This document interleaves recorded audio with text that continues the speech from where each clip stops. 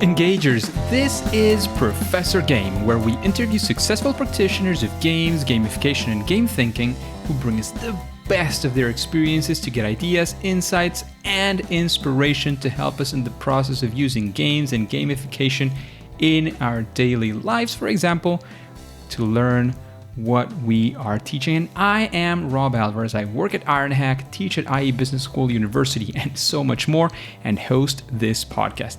If you have an extra second, please go ahead and subscribe for free to our email list at professorgame.com/subscribe.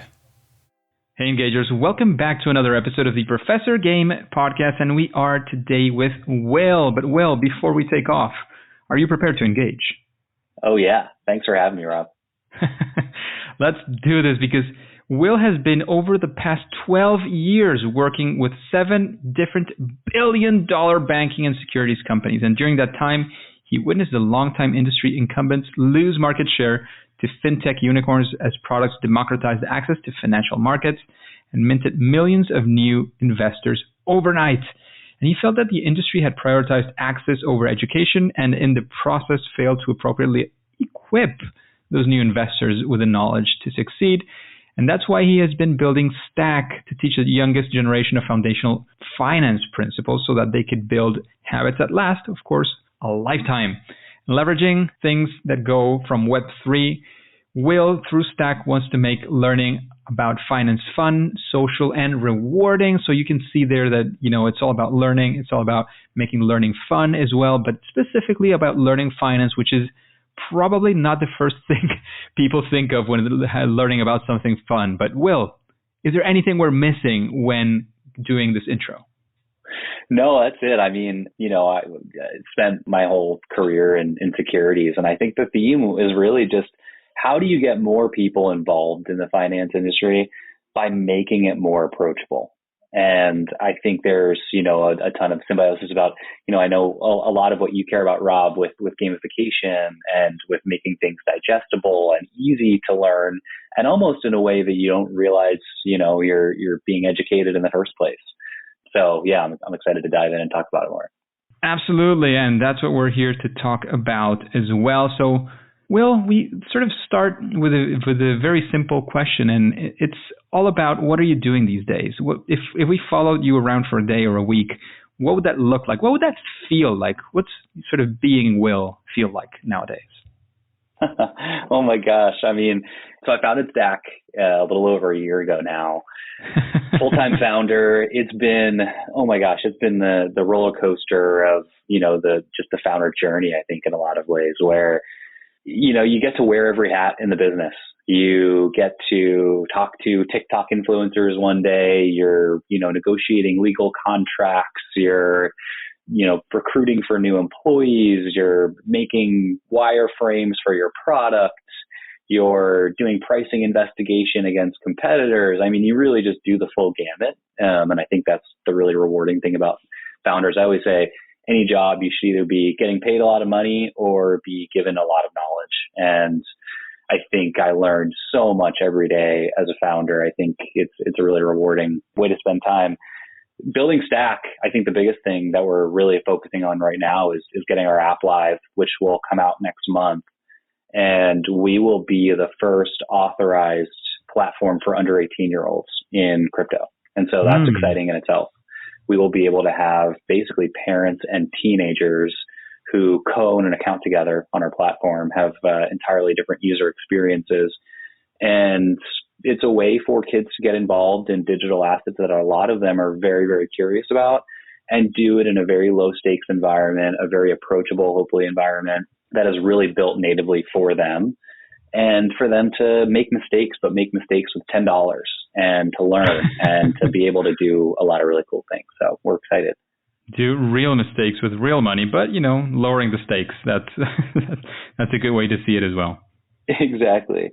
So, Will, after sort of getting to know you better, we always like to start strong, right? So understanding what could be one of the situations, and as a founder, I'm sure you faced this more than once, but perhaps what would you call one of your favorite fail moments or first attempts in learning, especially when it comes to engaging people, using gamification, games-based learning, whatever you want to go for in that sense? Yeah. Well, as a founder, you fail every day. I always say, I'm not sure if you're familiar with the old Nickelodeon show. It was called Double Dare 3000, and there's a part of that show at the very end of it where you have to run through an obstacle course, and you are diving into slime pits, and you're sort of weaving throughout the obstacle course to grab a bunch of flags. I think founding a company is like that. You're just trying to figure everything out as quickly as possible. There just is no playbook, and you just need to dive head first and go for it. When it comes to gamification and like, the fails that come to mind, the biggest one is actually simplicity. I think what we've realized, the more product testing that we do and the more users we get engaged with our product, is really that we've kind of overcomplicated some things. And the best forms of gamification are often actually very, very simple. And because of how simple they are, they're easy to understand. They're very intuitive in how they function. And I'll even give some examples. We've been sort of debating how we make this finance world gamified.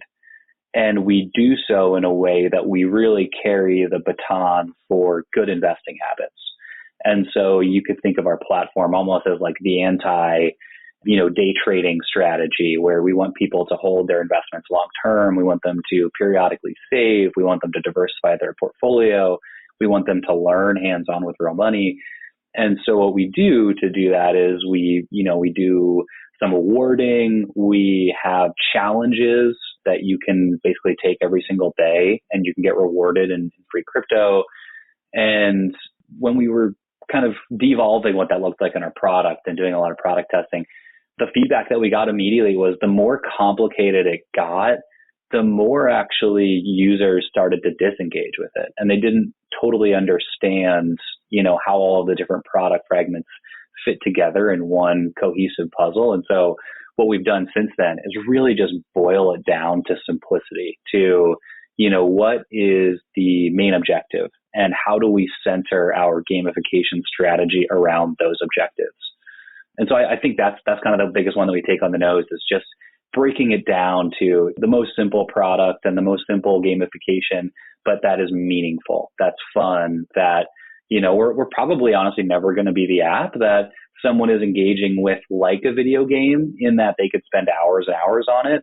But what we do want to do is we do want people to approach their relationship with their finances, much more frequently than they do right now. And, I can even say as an investor, I use some of my apps once a month, and that's just because you're checking your balances and probably not trading.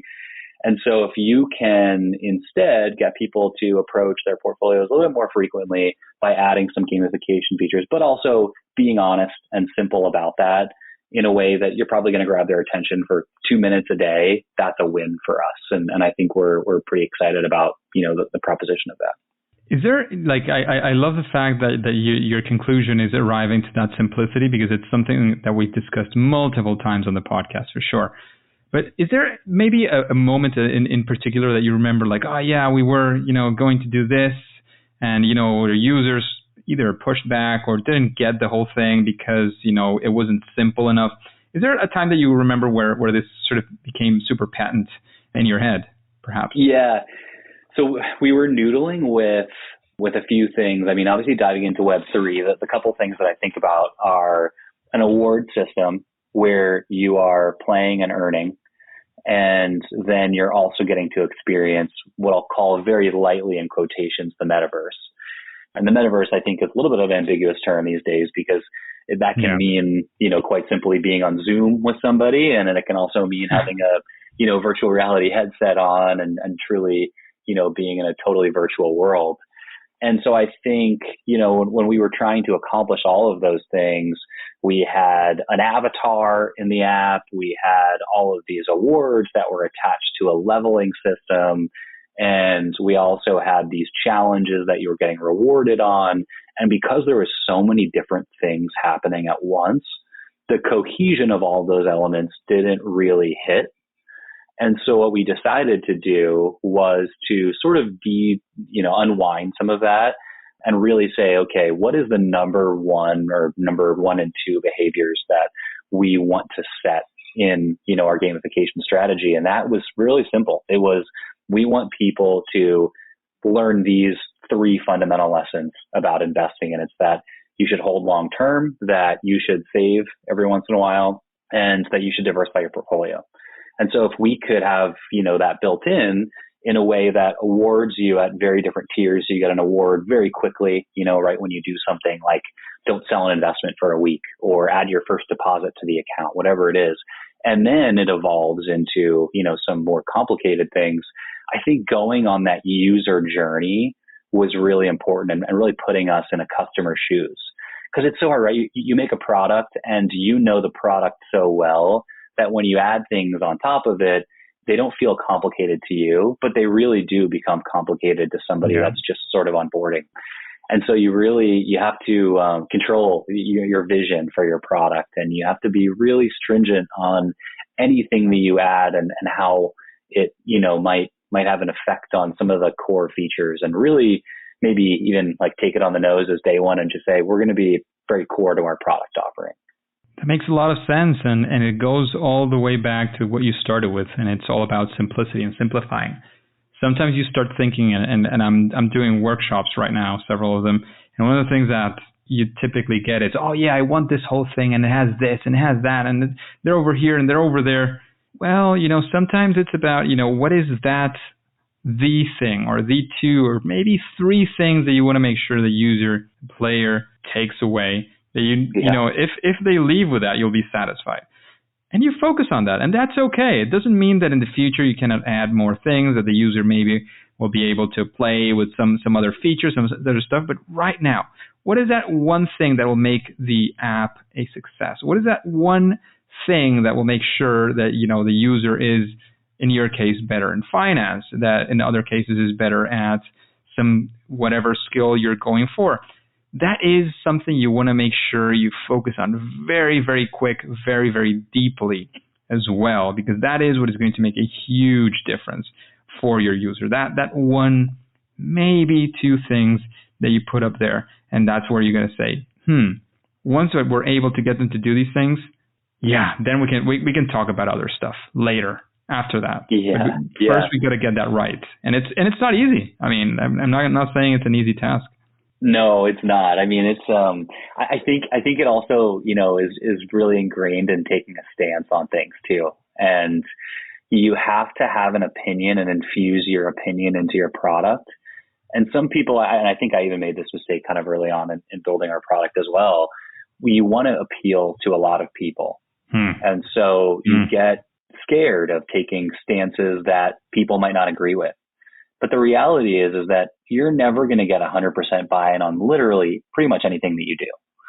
And so if you can take stances and you can have an opinion and you can infuse that into your product and you can say, I want to create these three behaviors because I really believe in them, then you're naturally going to get an audience that really understands what your brand is about, what your product is about, and they're going to gravitate to it. And you can certainly, evolve that over time. But I do think that if you don't take a stance and you try to appeal to too many people at one time, you just don't resonate with people in the same way. Absolutely.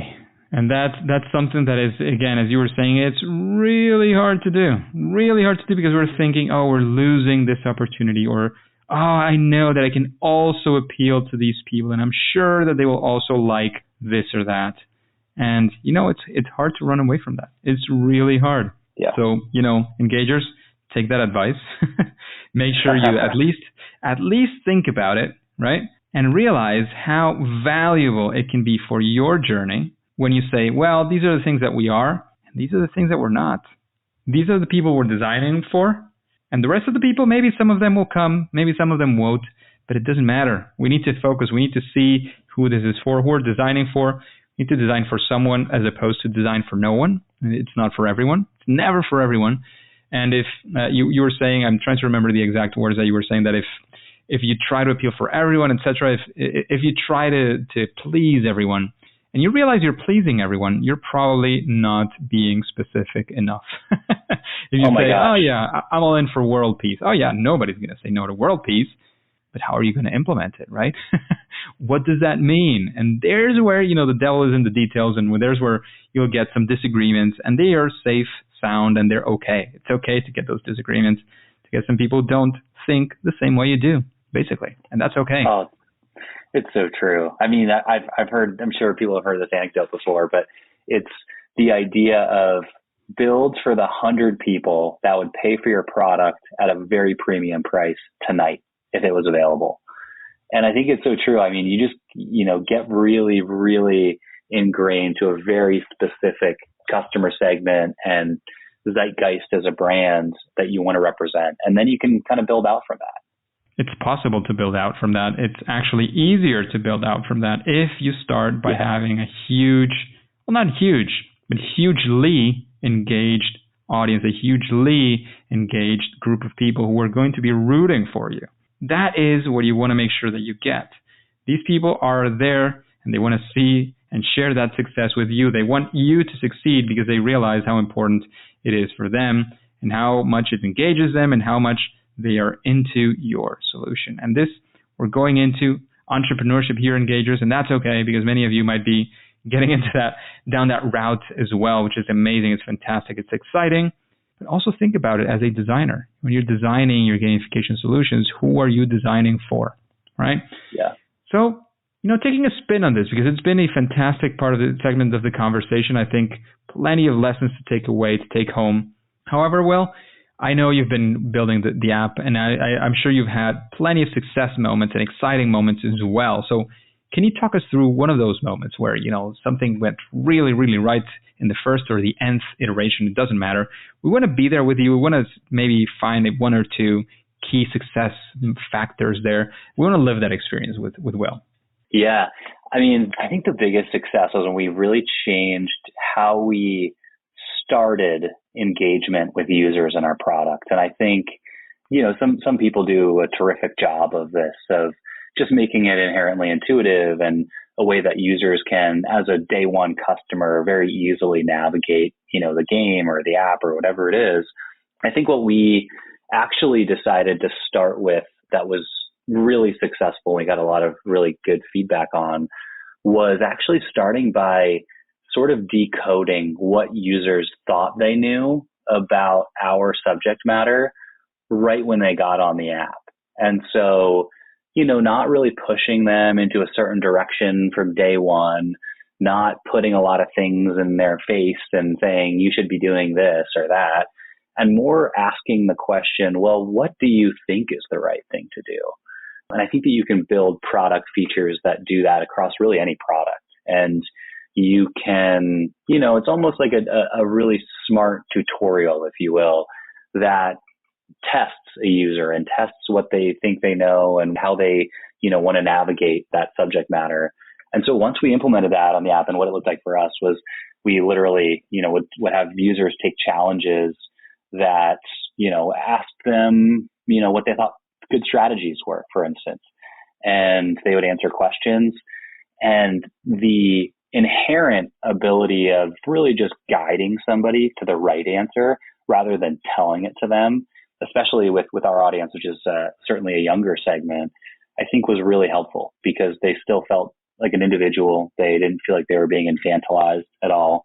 And so I think there's a really powerful story there of just creating an engaging product, not by telling somebody to do something, but by guiding them along a behavior with their preconceived notions of, what would they think.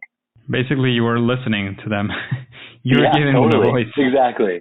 Yeah. That's exactly it. Sort of a best practice there, you could say, is almost just even as simple as it sounds, is, giving your player that voice to say, well, actually, I think this is the right answer. Even just that it totally can make a is. difference, huge difference, especially in these sort of democratizing times that we're living as well, where, it's also important to hear that voice of your customer for sure.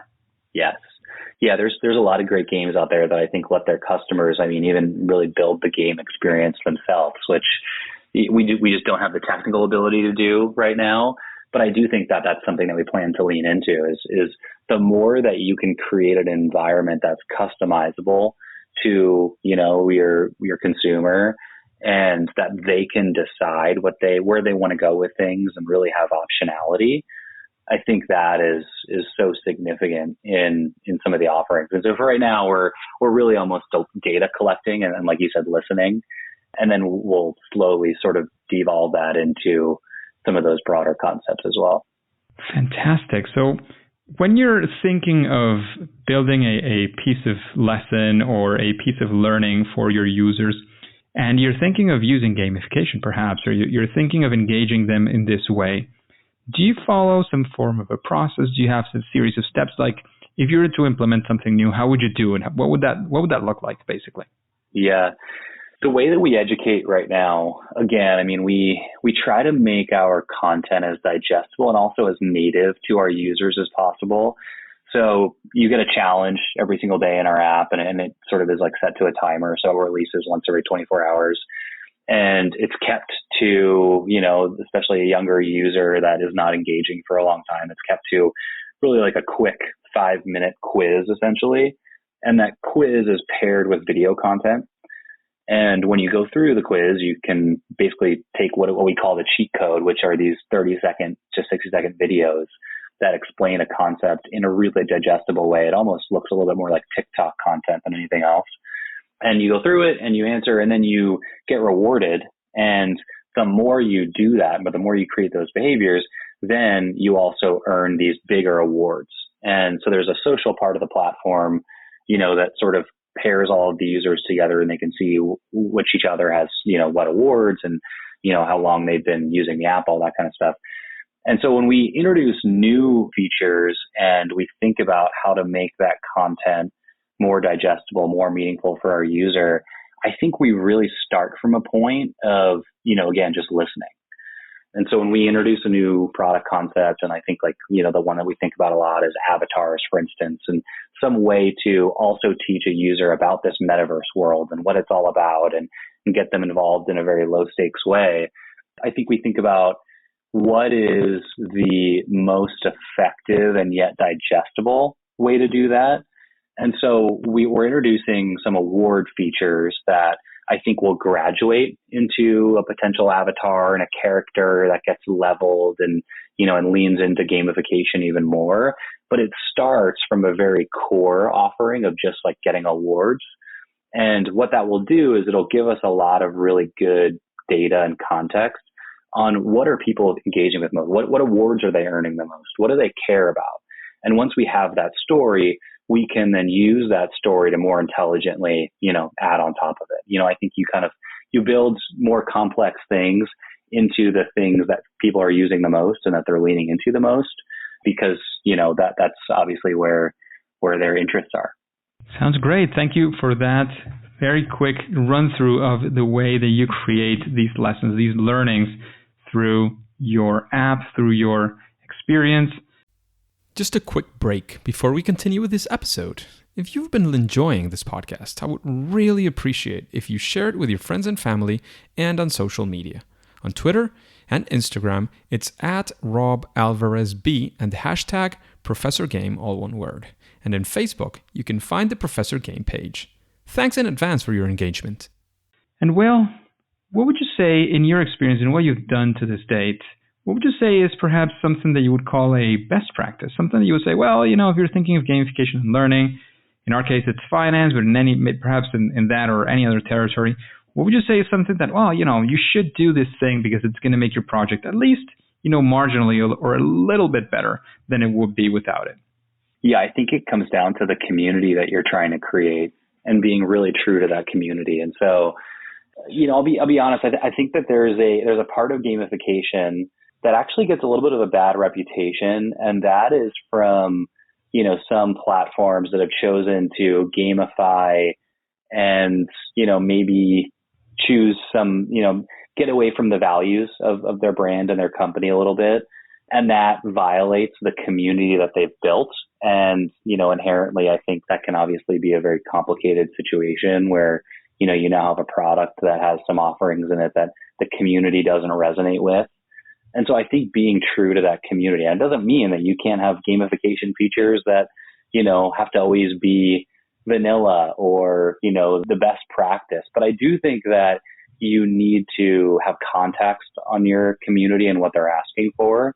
And so for us, it's like we actually have a Discord channel where we're always listening to individuals and asking for product feedback And we actually have a portal that some users leave just videos of them going through our product. And what's so interesting about those videos is that it's not feedback directly to me or somebody else in our team, but you get a chance to read their facial expressions, and you get a chance to look at how they're interacting, what they're clicking on, what they look like in it, whether there's a clear emotion that's coming out while they're using something. And I think that type of community-driven data, paired with, of course, creating a conversational tool like a Discord channel or Slack channel or something else where people can leave candid feedback, I think those are gold, right? Those are the things that help you build a product that is true to that community. So actually gathering that feedback from your community, I guess. Yeah, and gathering it in a way that it's not biased, right? I mean, it's so hard to collect unbiased data these days. And, you can put ads out in Facebook and in Google for your game or your product. And because of the way that those platforms are run, it's easy to draw some lessons from that actually might not be true to the thing that you're trying to create. And so I think some people sell out for engagement sometimes, honestly. And there's a very, very careful story there that you think you need to play with. And that's, how are you getting data? Are you getting data from a lot of different sources and not just people using the app and not just, a review portal where people can leave things, but really a lot of different sources that are as unbiased as possible so that you can effectively iterate on whatever your product is. There you go. So a way of gathering authentic feedback. And of course, if you want to follow up that question with Will, make sure you listen to the end and hear where we can find out more about Will and his app. Will, talking about recommendations, you just gave a fantastic one. What would you say is somebody that comes to your mind? Perhaps you were listening to the questions and you say, oh, I know this person, or I think this person would be super interesting for me to listen to answering these questions in a future interview, perhaps in Professor Game. Oh my gosh, there's so many people that are extremely well informed on this world. If you're thinking about building something, and I know this community is a lot of people that are tinkering in game design and building gamified products in some way, I think that anybody that you see with design experience and as a gamer at heart, we have an amazing advisor. Her name is Janie Persini, and she is the VP of Growth at Dapper Labs, which has the NBA Top Shot platform, and it has a few of the other NFTs associated with the NFL and the UFC.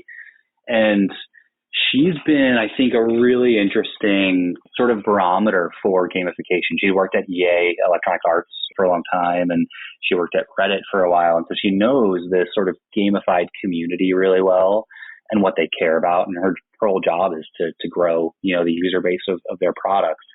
And so I think she's been a really amazing barometer for the voice of the community that she's been building.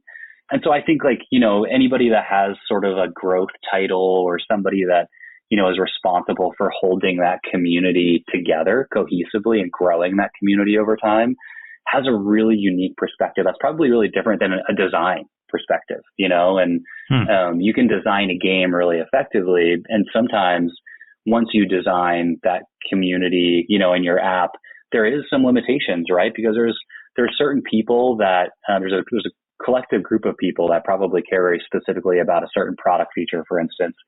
And you could be totally blind to that product feature if you're not sending these signals out into the world and saying, oh, would you guys enjoy this?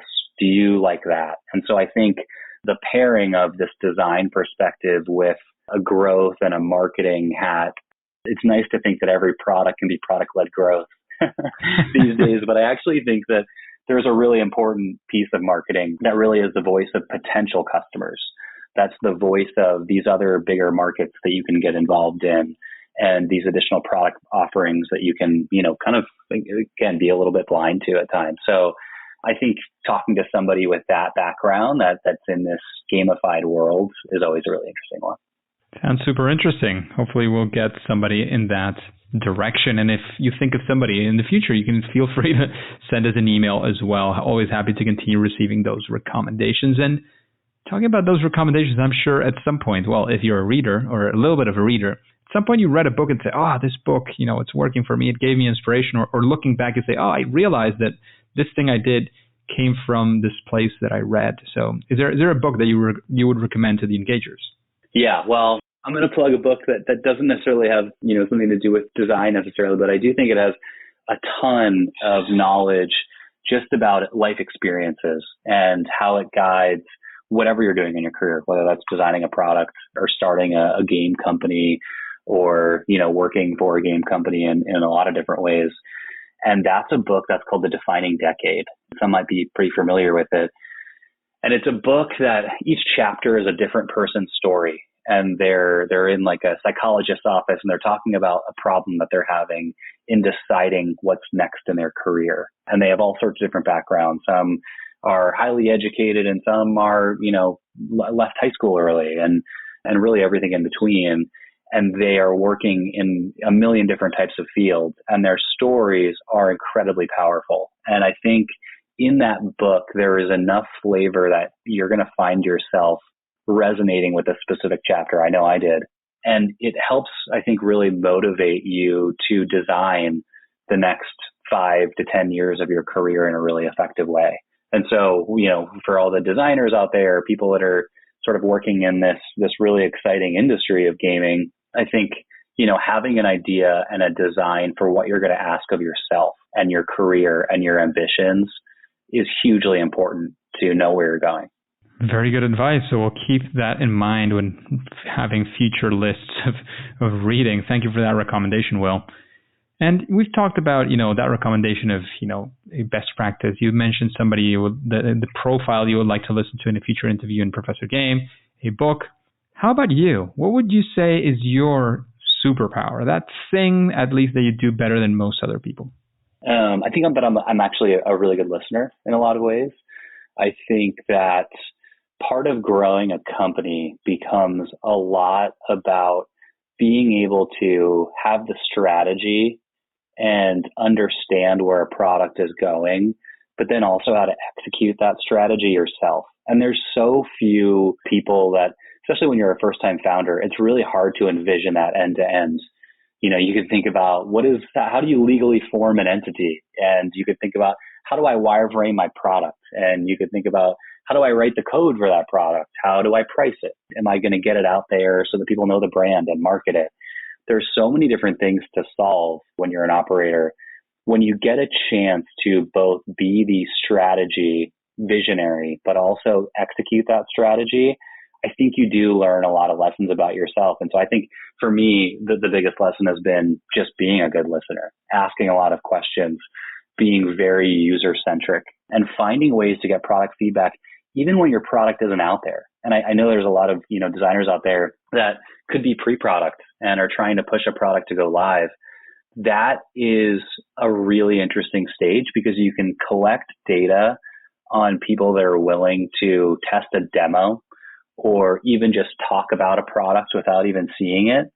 And I think you find in those people not only really early users, but you find people that genuinely care about the problem that you're trying to solve.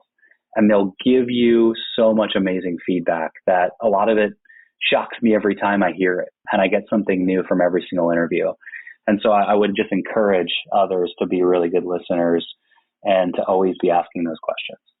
So a superpower along with a very good recommendation, for user research, that's definitely the main thing you got to have is a good ear. And I don't mean good audition. I mean good listening, being attentive to what the other people are actually saying. What does that mean? What does that look like? Why are they saying this? Taking a look sort of into the deeper end of things in a way where it's not just what you want to hear, which is something that happens pretty often as well. You're hearing what you want to hear in many ways. It's also about, really putting your ear there and saying, what is this actually about? What is this person trying to tell me? How can I get the best information out of that to improve my product and to give them something that they will like? That is super important. You're creating for your users. You're not creating just for yourself.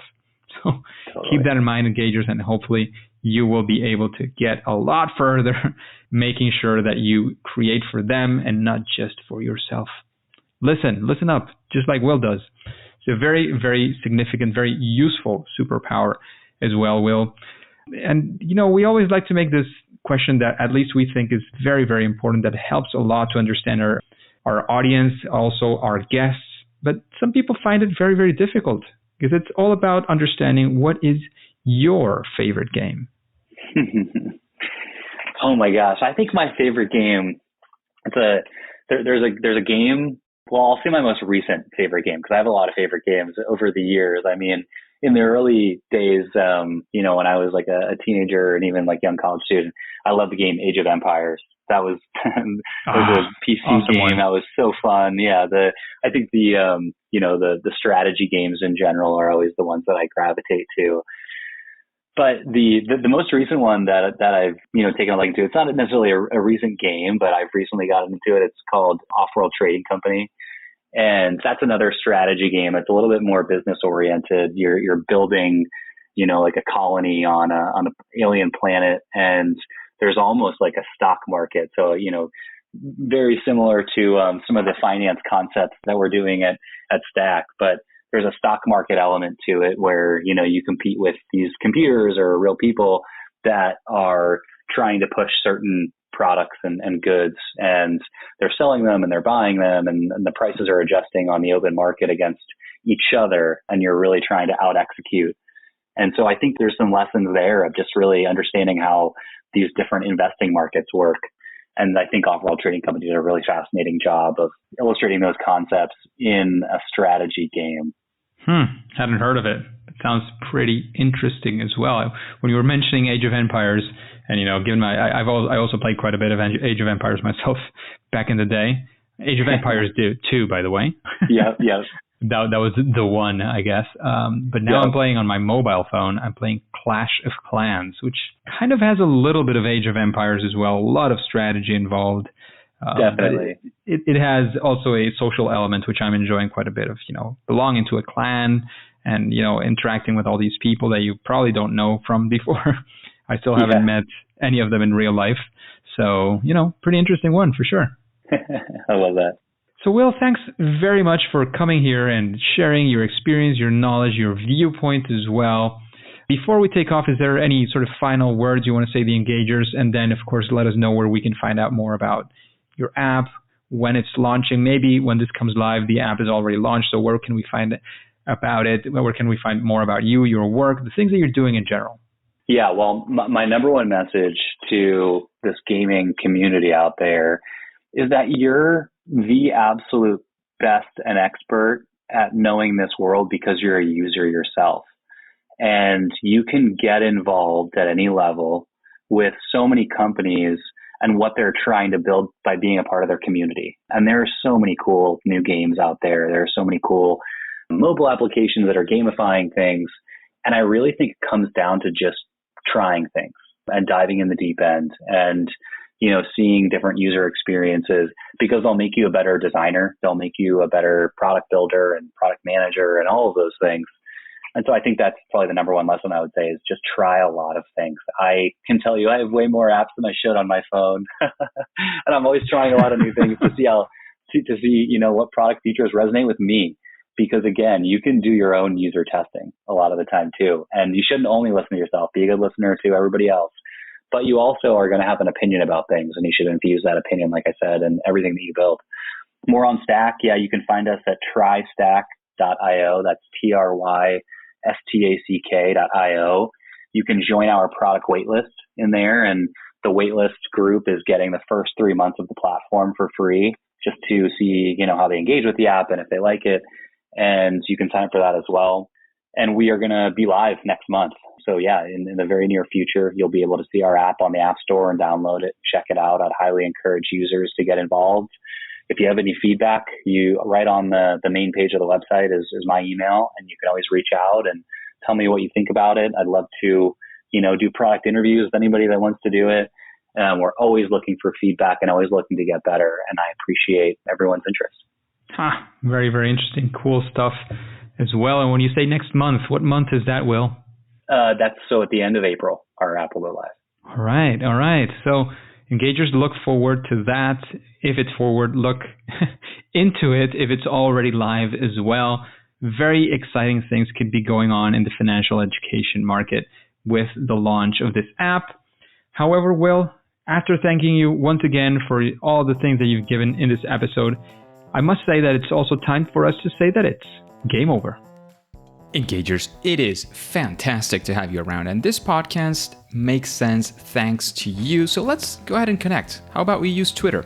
There you can write to me about many things, like questions you have, anything help you need, just to keep updated as well. If you like anybody as a guest or suggest a guest, be happy to do that there as well. You can find my Twitter account on professorgame.com/Twitter. And I'm always sharing content about the podcast, about gamification, about education. And before you go ahead and click continue, remember to follow or subscribe for free using your favorite podcast app and listen to the next episode of Professor Game. See you there.